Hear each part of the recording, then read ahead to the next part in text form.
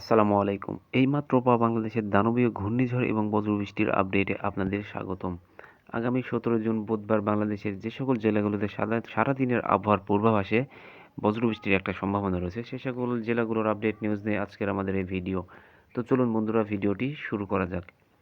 ভিডিওর শুরুতে আমরা দেখতে পাচ্ছি বঙ্গোপসাগর উত্তাল এবং বঙ্গোপসাগরে লঘুচাপের সৃষ্টির কারণে বাংলাদেশের বিভিন্ন জেলাতে মেঘমালার সৃষ্টি হয়েছে। সে সকল জেলাগুলোর মধ্যে টেকনাফ, মহেশখালী, চট্টগ্রাম, বরিশাল, কালাপাড়া, কুমিল্লা, ওদিকে দেখা যাচ্ছে সিলেট বিভাগের বিভিন্ন জেলাতে বজ্রবৃষ্টির একটা সম্ভাবনা রয়েছে। মৌলভীবাজার, লাখনৌ, কিশোরগঞ্জ, মাদান, ময়মনসিংহ এবং বিশমপুর, সরিষাবাড়ি, বগুড়া, ওদিকে দেখা যাচ্ছে জামালপুর, বগুড়া, শিবগঞ্জ, নালতাবাড়ি, বাগেরহাট এবং পিরোজগঞ্জ, বিরমপুর, ওদিকে দেখা যাচ্ছে রংপুর, সাদিপুর, সাইদপুর, লালমনিরহাট,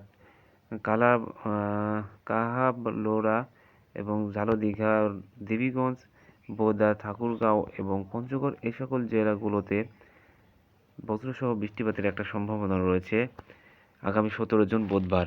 চলুন দেখে আসা যাক ১৭ জুন বুধবারে দুপুর থেকে বিকেলের আবহাওয়ার পূর্বাভাসে বাংলাদেশের কোন কোন জেলাতে বজ্রবৃষ্টির একটা সম্ভাবনা রয়েছে। আমরা দেখতে পাচ্ছি বাংলাদেশের বিভিন্ন জেলাতে বজ্রবৃষ্টির একটা সম্ভাবনা রয়েছে বুধবার সকাল দুপুর থেকে বিকেলের মধ্যে। বিশেষ করে বাংলাদেশের বিভিন্ন জেলাতে বজ্রবৃষ্টির একটা সম্ভাবনা রয়েছে, তার মধ্যে খুলনা, বরিশাল এই জেলাগুলো উপজেলার মধ্যে বরিশাল, পিরোজপুর, মাঠাবাড়ি, মতিরহাট, খুলনা, সাতক্ষীরা, লালমোহন, এই সকল জেলাগুলোতে বজ্রবৃষ্টির একটা সম্ভাবনা রয়েছে। ওদিকে দেখা যাচ্ছে যশোর, লাহাগড় এবং মাদারীপুর, ফিরোজগঞ্জ, ফরিদগঞ্জ, এই সকল জেলাগুলোতে বজ্রবৃষ্টির একটা সম্ভাবনা রয়েছে। ফরিদপুর, কাপাসিয়া, লাখিয়াম, কিশোরগঞ্জ, এই সকল জেলাগুলোতে বজ্রবৃষ্টির একটা সম্ভাবনা রয়েছে।